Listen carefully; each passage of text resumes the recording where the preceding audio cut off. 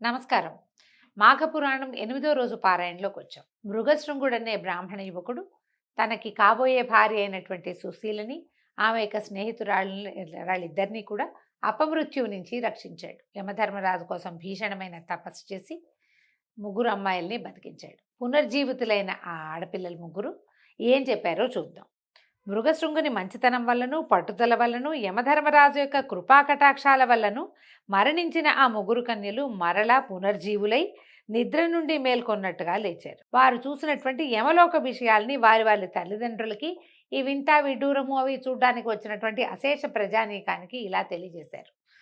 వీళ్ళ జీవుడు యమలోకానికి వెళ్ళిపోయాడు. ముగ్గురులో నుంచి జీవాలు వెళ్ళిపోయినాయి కదా, అక్కడ వాళ్ళు చూసిన సంగతి జ్ఞాపకం ఉంది వాళ్ళకి.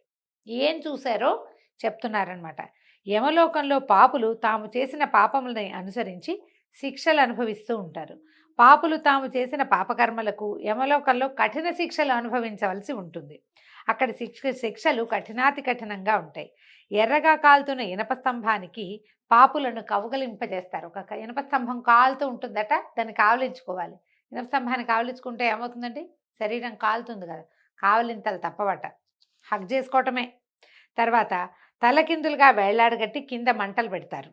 సలసలా కాగుతున్న నూనెలో వేయిస్తారు. విషకీటకాలున్న చోటికి తోసేస్తారు. మనం చూస్తాం రౌరవాది నరకాలు అలా పేర్లు వింటుంటాం కదా, ఆ రౌరవాది నరకాలు కూడా అలాంటివేనండి. రకరకాలు అదొక జంతువట, దానికి అన్ని ముళ్ళు ఉంటాయట. ఆ జంతువులతోటి కుమ్మిస్తారు. రౌరవాది నరకాలు చాలా బాధాకరంగా ఉంటాయని చెప్తారు.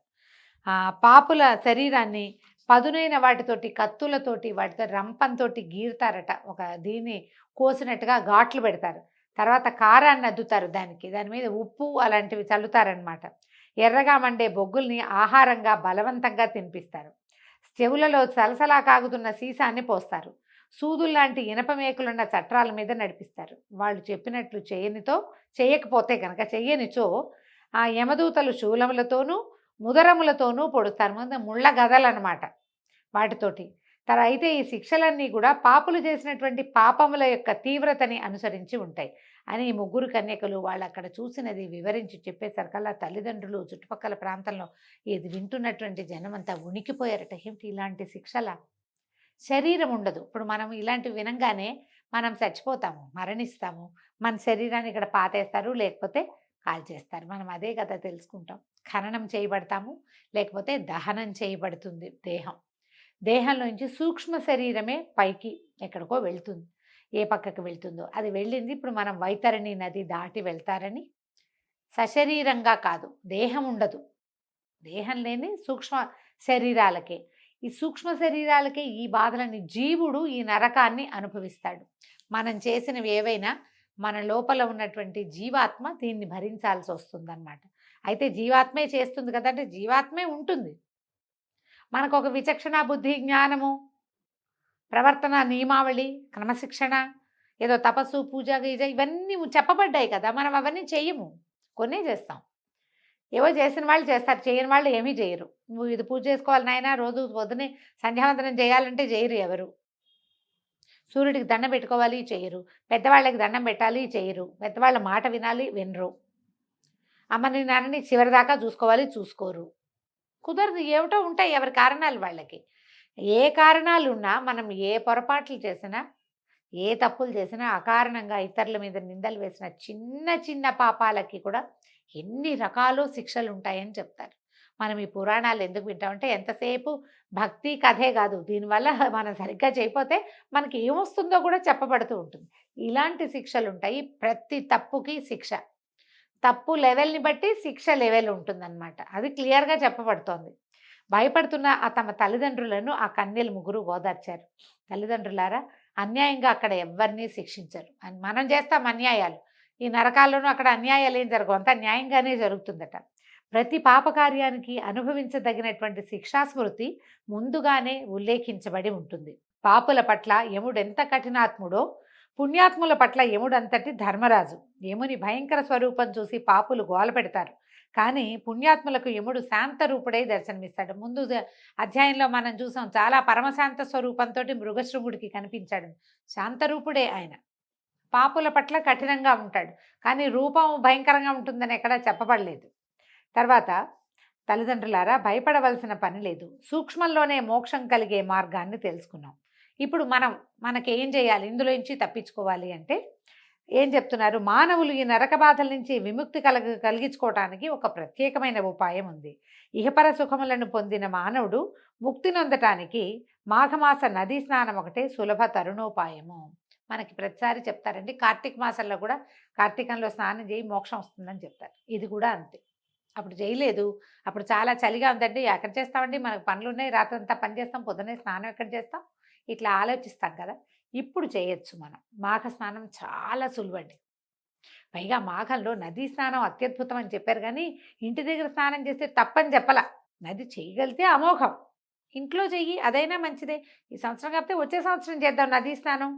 కనీసం ఒకసారైనా ఏ ఫ్రెండ్ ఇంటికో, ఏ గోదావరి వైపుకో, ఏ కృష్ణానది వైపుకో, ఎవరో ఇంటికో, లేకపోతే ఓ చిన్న ట్రిప్ లాగా మనమేనో ఊరికే పొద్దునే వెళ్ళి ఎక్కడో చోట నదీ స్నానం చేసి వస్తే సరిపోతుంది. అవకాశం తీసుకోండి, అది చెప్తున్నారనమాట. అయితే నదీ స్నానం చేయటం వల్ల చాలా మంచి జరుగుతుంది. ప్రతి మానవుడు మాఘమాసమందు నదీ స్నానం చేయటము, శక్తి కొలది దాన ధర్మాలు చేయటము, జపతపాదులు చేసుకోవటము. జపతపాదులు చేయటం అంటే మనకేదైనా మంత్రోపదేశం ఉంటే గాయత్రి దగ్గర నుంచి మామూలుగా మంత్రాలు గురువుగారులు అందరూ ఇవాళ రేపు మనకి ఎంత కరుణా సముద్రులుగా ఉన్నారో మన గురువులు. ఏదో ఒక మంత్రం టీవీ ముఖత అయినా సరే చెప్పేస్తున్నారు. అదైనా చేసుకోవచ్చు కదా మనం వింటే కనుక. మనకేమీ రాదు, శ్రీరామ అనుకో, రామ అనుకోవచ్చు, అదైనా చాలు. ఎవరితోటైనా బోధ ఉంటే అద్భుతంగా ఉంటుంది. బోధ లేకపోయినా మనం చేసుకోవచ్చు. ఏదో ఒక మంత్రము జపము తపము చేసుకోవటము. తర్వాత యజ్ఞాది పుణ్యకార్యాలని చేయటము. ఏదైనా అవకాశం లభిస్తే అన్ని దేవాలయాల్లో ఇప్పుడు హోమాలు జరుగుతూనే ఉంటాయి. ఏదో ఒక దాంట్లో పార్టిసిపేట్ చేయండి ఈ మాఘమాసంలో. ఎక్కడ అవకాశం ఉంటే అక్కడ మన సమీపంలో ఉన్న ప్రతి దేవాలయంలోనూ ఏదో ఒక హోమాలు యజ్ఞాలు చేస్తూనే ఉన్నారు. కొంతకాలం క్రితం ఇట్లా లేదండి. ఇప్పుడు మనకి అవకాశాలు చాలా పెరిగినాయి. దేవాలయంలో సత్యనారాయణ వ్రతాలు చేసుకోవచ్చు, పౌర్ణమి వ్రతాలు చేసుకోవచ్చు, అభిషేకాది క్రియల్లో పాల్గొనవచ్చు. ఫలానా యజ్ఞం జరగబోతుంది, పౌర్ణమి నాడు ఫలానా యజ్ఞం చేస్తున్నాము, ఆసక్తి ఉన్న వాళ్ళు పాల్గొనండి, ఇలాంటి ప్రకటనలు విపరీతంగా కనపడతాయి. మనం రెగ్యులర్గా వెళ్ళే దేవాలయంలో ఉంటే అక్కడే కొంచెం ఏదో అమౌంట్ మనం ఇంట్లో చేసుకోవాలనుకోండి, చాలా పెద్ద పనిగా ఉంటుంది. దేవాలయంలో క్షేత్రంలో చాలా అవకాశాలు లభిస్తున్నాయి కదా. లభించే ఏదో ఒక అవకాశాన్ని, అన్నీ కాకపోయినా ఒకటి రెండింటినైనా తీసుకోవాలి. తర్వాత భగవంతుని పట్ల భక్తి శ్రద్ధలతో ఉండి ఈ మాఘమాసం అంతా కూడా విష్ణు పూజలు చేయుట ఇత్యాది పుణ్యకార్యాలు, మాఘ స్నానం చేయటము, ఇలాంటి పుణ్యకార్యాల వల్ల ఆనాటి వరకు అంటుకున్న పాపాలన్నీ నశిస్తాయి, స్వర్గలోక ప్రాప్తిని పొందవచ్చు. కావున మాఘమాసమందు ప్రతివారు నదీ స్నానము గావించుట ఉత్తమోత్తమమైన సాధనము. మాఘమాస నదీ స్నానం అత్యంత పుణ్యప్రదాయమైంది. ఇంకా చెప్తున్నారండి, ఇంకా కొన్ని ఏమేం చేయాలో. ఈ మాసంలో విష్ణు పూజ చేయటము, పురాణ శ్రవణము. ఎలాగో వింటున్నారు బుద్ధిమంతులు మీరంతా, కాబట్టి ఏం ఇబ్బంది లేదు, దీంతోటే సరిపోతుంది. శక్తి కొలది దాన ధర్మాలు, శక్తిని బట్టే దాన ధర్మాలు చేసుకోవటం. నిష్కల్మష హృదయంతో శ్రీమన్నారాయణుని పూజించుట, స్మరించుట, విష్ణు సహస్రనామ పారాయణ, లేకపోతే కనీసం కేశవనామాలు చెప్పుకుని అయినా అర్చన చేసుకోవటం ఇత్యాది కృత్యాల్ని చేయవలను. అట్లు చేసినచో శ్రీమన్నారాయణుని కృపకు పాత్రులై విష్ణు సాయుధ్యాన్ని పొందుతారు. కావున మరణం పట్లను నరకలోకం పట్లను భయపడవలసిన అవసరము లేదు. నరక కూపం నుంచి బయటపడడానికి ఇంతకంటే సులభమైన తరుణోపాయం మరొకటి లేదని ఆ కన్యలు వారి వారి తల్లిదండ్రులకు, అక్కడ చేరిన ప్రజలు, పురప్రముఖులు వారందరికీ కూడా తెలియజేశారు. వాళ్ళంతా సరేనన్నారు. సరేనని ఆ రోజు నుంచి ప్రచారం చేశారు బాగా. మాఘమాస నదీ స్నానము అత్యావశ్యకమైనది, తప్పకుండా సర్వులు ప్రతి వాళ్ళు నదీ స్నానం చేయండి. ఆయా వేళలు ఎవరికి ఎట్లా కుదిరితే ఎట్లా అని సర్వము మాఘమాస నదీ స్నానం చేయటానికి, మాఘమాస విధులను నిర్వర్తించడానికి అంగీకరించారు. ఆ కాలానికి ఇప్పటికీ మనకు ఒక తేడా ఉందండి. ఇప్పుడు ఏదో మనం ప్రవచనకర్తలో, పెద్దవాళ్ళు, గురువుగారు, లేకపోతే టీవీలలోనూ మనం చూసి ఇదేదో మంచిదిగా చేద్దాం అనుకుంటున్నాం. ఇది నియమం కాదు, మీ ఆసక్తిని బట్టి మనం విని చేయదలుచుకుంటే. ఇది ముగ్గురు నలుగురు మాట్లాడుకుని అబ్బో ఇది చేస్తే చాలా మంచిగా మా అమ్మమ్మ కూడా చెప్పేది, అలాంటివి ఏవో మాట్లాడుకుంటాం. మనం సోషలైజ్ అయినప్పుడు కూడా మనకు తెలుస్తాయి కదా. లేదా నలుగురు ఫ్రెండ్స్ కలిసిపోయి ఏ ఆలంపూరో లేకపోతే ఏ బెదవాడో వెళ్ళి కృష్ణానదిలోనో లేకపోతే అక్కడ తుంగభద్రలోనో స్నానం చేయాలని ఊహిస్తాం, అవకాశం ఉంది. ఇప్పుడు మనం ఇలా చేస్తే అయితే ఇందులో ఏంటంటే తప్పనిసరిగా చేయాలన్న నియమం లేదు. పాతకాలంలో ఏం జరిగేదంటే ప్రభువులు చాటింపు వేయించేవాళ్ళు. అందరూ చేయాలి అంటే అందరూ చేయాల్సిందే, ఎవ్వరూ మానడానికి వీల్లేదు. మనం చాలా ఈ వ్రత కథల్లో వాటిల్లో చూస్తాం. ఏకాదశి వ్రతమహత్యం మన అంబరీషోపాఖ్యానం చెప్పి చదువుతున్నప్పుడు అంబరీషుడు ప్రజలందరూ ఏకాదశిని నిర్వర్తించాలి అని ఖచ్చితంగా ఆజ్ఞ జారీ చేసి ఉంచాడు. అందుకని ఆ దేశంలో ఉన్న వాళ్ళందరూ ఏకాదశి వ్రతమహత్యాన్ని అనుభవించారు. వాళ్ళంతా కూడా ఏకాదశిని చేసుకునేవాళ్ళు. అలా మనకి ఇప్పుడు ఈ పాత రోజుల్లో ఏంటంటే ఒక ఆజ్ఞలు జారీ చేసి అందరూ చేయండి అంటే ఎవరో గర్భవతులు, చంటి పిల్లల తల్లులు, పాలింతరాళ్ళు, వృద్ధులు, ఏదైనా రోగగ్రస్తులు, చలికాలం అవి పడని వాళ్ళు, అసలు నీరే పడని వాళ్ళు కొంతమంది ఉంటారుగా.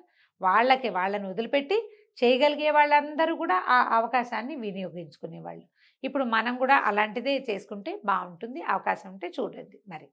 అయితే దీంతోటి 8వ రోజు పారాయణ పూర్తయిందండి. రేపు ఉదయం 9వ రోజు అధ్యాయంలో మళ్ళీ కలుసుకుందాం. నమస్కారం.